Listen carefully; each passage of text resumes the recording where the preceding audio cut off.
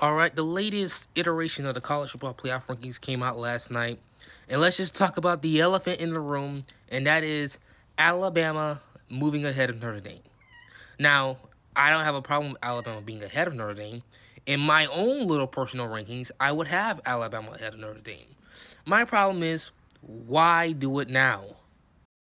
Now, the justification that the CFP chairman gave was that, they went into the Iron Bowl and they played a hard-fought game against Auburn where they were up 17-0.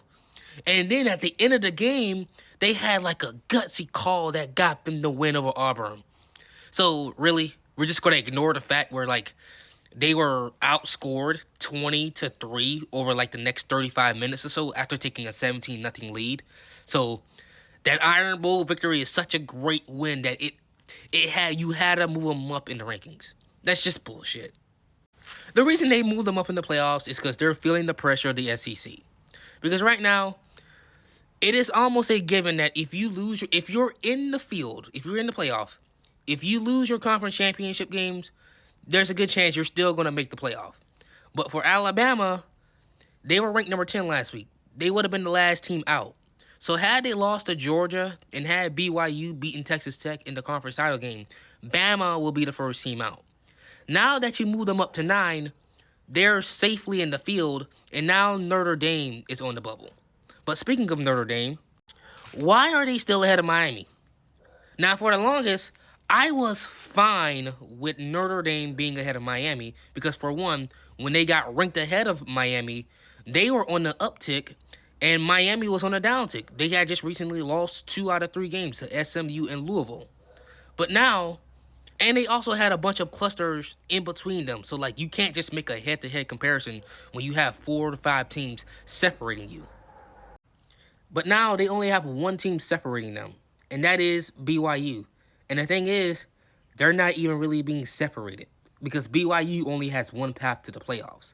And you can argue it's kind of shitty that BYU has to win their conference championship game to get in, while Miami and Notre Dame can have the debate that they can get the at-large bid.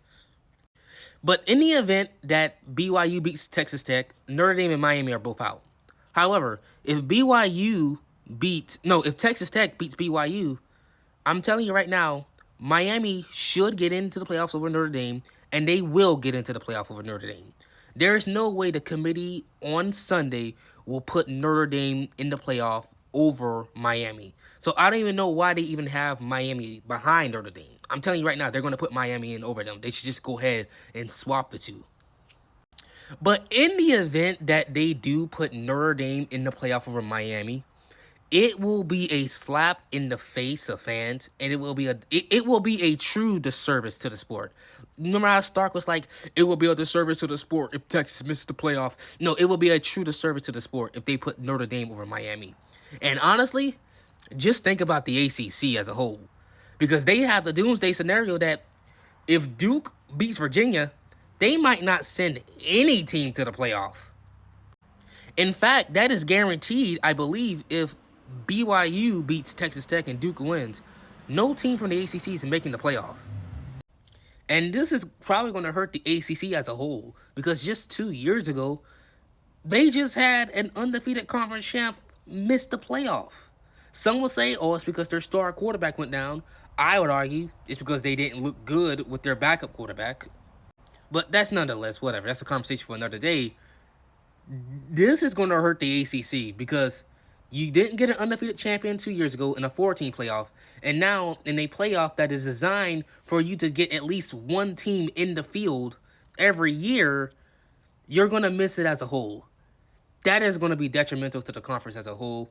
You might even hear the narratives of if you want to win in college football, you can't do it in the ACC. I don't know. Maybe I'm just over-exaggerating. Maybe I'm overreacting. But anyways, what are your thoughts on the rankings or whatever?